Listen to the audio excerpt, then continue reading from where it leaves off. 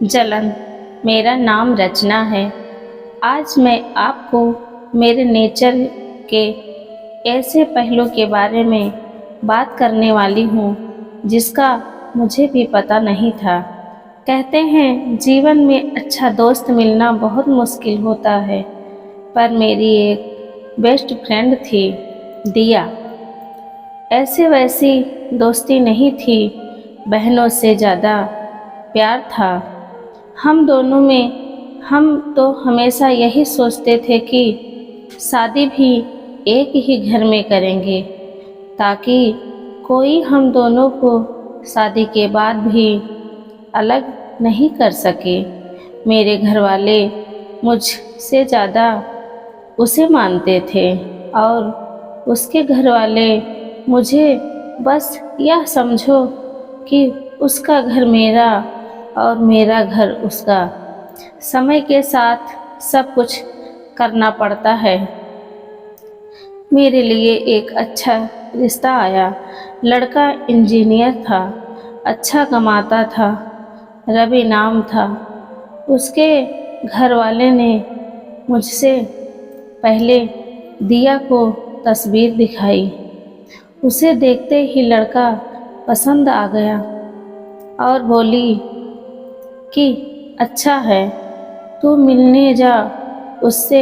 मैं बोली कि तू भी चलेगी, मैं अकेले नहीं जाने वाली।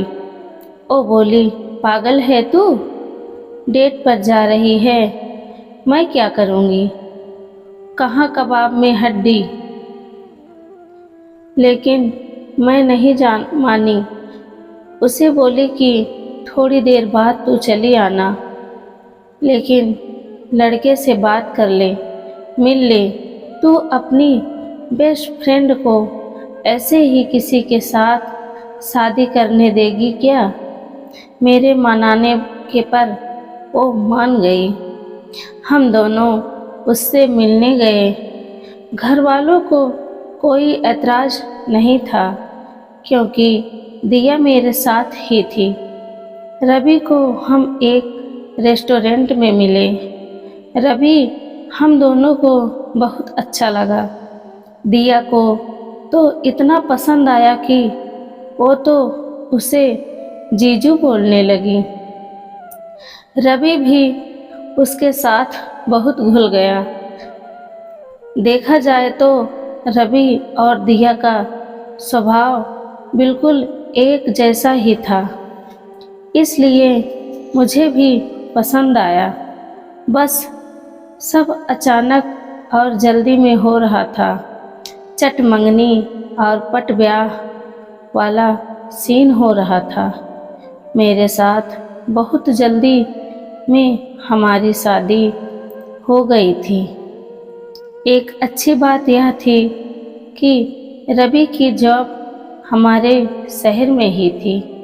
उन्होंने एक नया फ्लैट ले लिया था। बाकी फैमिली अभी अपने पुराने घर में ही थी। इस कारण शादी के बाद भी मुझे घर वालों और दिया से मिलने में कोई प्रॉब्लम नहीं होती थी। आए दिन वो मुझसे और रवि से मिलने हमारे यहाँ आती रहती थी। शादी के बाद अभी 5 महीने ही हुए हैं। पहले मैं दिया को घर पर खाने या कभी बाहर जाते समय बुला लिया करती थी, लेकिन फिर रवि खुद ही फ़ोन करके दिया को बुलाने लग गए।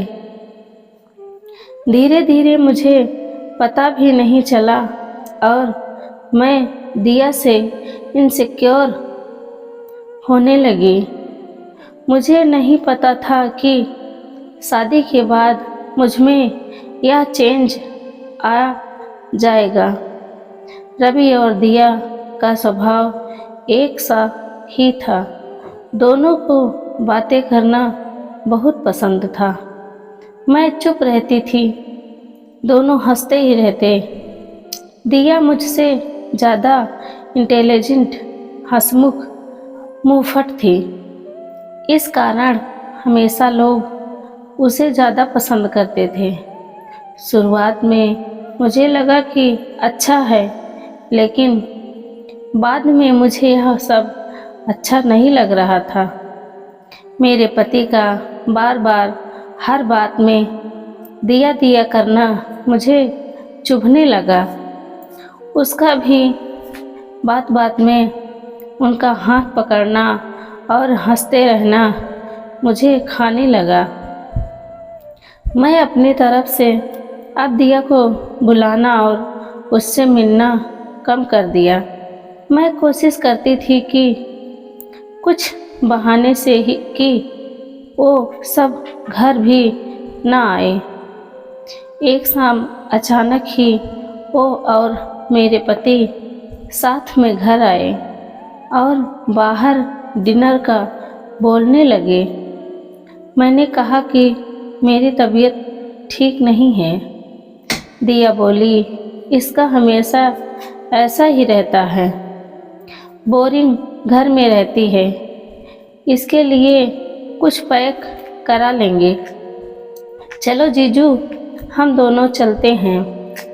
उन्होंने मेरी तबीयत भी नहीं पूछी और दिया के साथ बाहर डिनर पर चले गए। उस दिन मेरे कलेजे पर जैसे सांप लौट गए थे। मेरे साथ यह क्या हो रहा था मुझे नहीं पता था। बस मैं इतना जानती थी कि मुझे यह सब अच्छा नहीं लग रहा था। जब रात वो घर आए तो मेरा पारा चढ़ा था। वो तो आए ही उनके साथ दिया भी आ गई। दोनों अंदर आए और मेरा खाना टेबल पर रखते हैं। दिया कहती है कि अब मैं जाती हूँ। उसके यह बोलते ही मेरे मुंह से इतने दिनों का दबाया गया गुस्सा फूटा और मैंने कहा कि क्यों जा रही है, यहीं सो जाना हम दोनों के बीच में। दोनों की हंसी रुक गई।